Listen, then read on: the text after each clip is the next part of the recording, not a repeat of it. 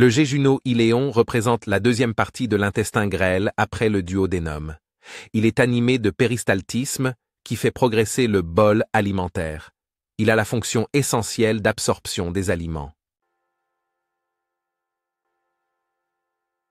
Le jéjuno-iléon est la portion mobile de l'intestin grêle. Il est fixé par les deux extrémités, angle duodéno-jéjunal et iléocécal, et le mésentère. Il est situé entièrement dans l'étage sous-mésocolique. Le jéjuno-iléon mesure de 5 à 6 mètres. Son diamètre est d'environ 3 cm à son origine et de 2 cm à sa terminaison. Il existe environ 16 anses grêles, divisées en deux groupes. Un groupe gauche.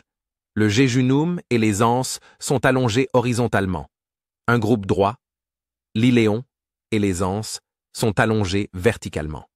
Les anses grêles ont l'aspect d'un tube cylindrique en forme de U. Chez 2% de la population, on peut trouver un diverticule de 4 à 8 cm de long à une distance variable de l'angle iléocécal n'excédant pas 80 cm, implanté sur le bord libre de l'iléon. C'est le diverticule de Meckel, un reliquat de canal vitelline. Il peut être le siège de phénomènes hémorragiques ou inflammatoires.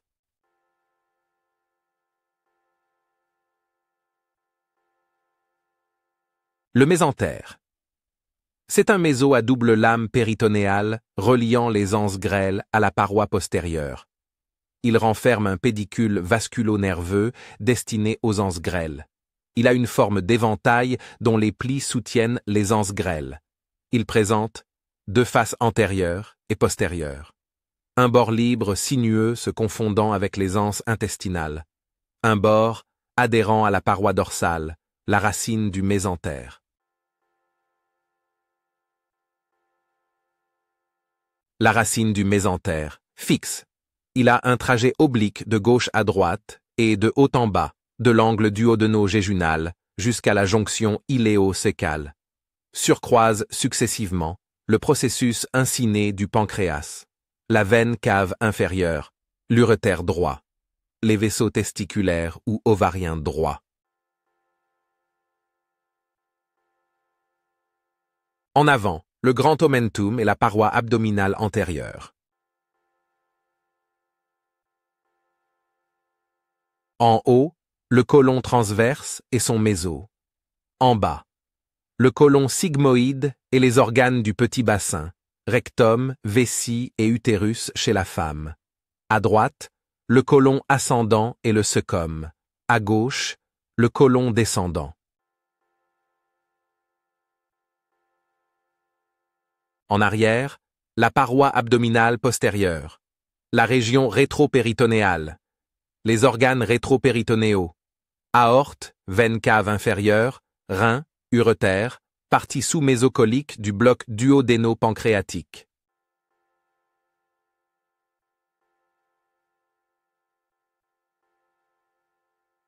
La vascularisation du jéjunum et l'iléon est assurée par l'artère mésentérique supérieure. Du bord gauche de l'artère mésentérique supérieure naît 10 à 16 artères jéjuno-iléales organisées en deux groupes. Un groupe supérieur destiné au jéjunum, un groupe inférieur destiné à l'iléon. Ces artères se divisent et s'anastomosent entre elles pour former des arcades de premier, deuxième et troisième ordre.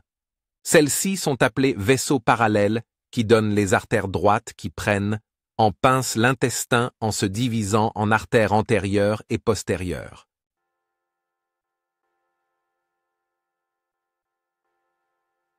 La vascularisation veineuse est calcée sur l'artérielle. Les arcades veineuses se regroupent et rejoignent, toutes, le bord gauche de la veine mésentérique supérieure qui remonte le mésentère à droite de l'artère. La veine mésentérique supérieure rejoint le tronc veineux splénomésarèque pour former la veine porte.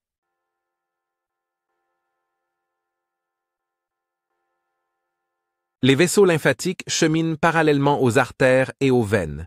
Ils sont très denses au niveau du carrefour iléocécal et dans la racine du mésentère. Le réseau lymphatique prend naissance au niveau de la muqueuse de l'intestin, qui présente des amas lymphoïdes sur toute l'étendue du jéjuno-iléon. Ils se groupent vers la terminaison du grêle pour former les plaques de Peyer ou follicules lymphoïdes.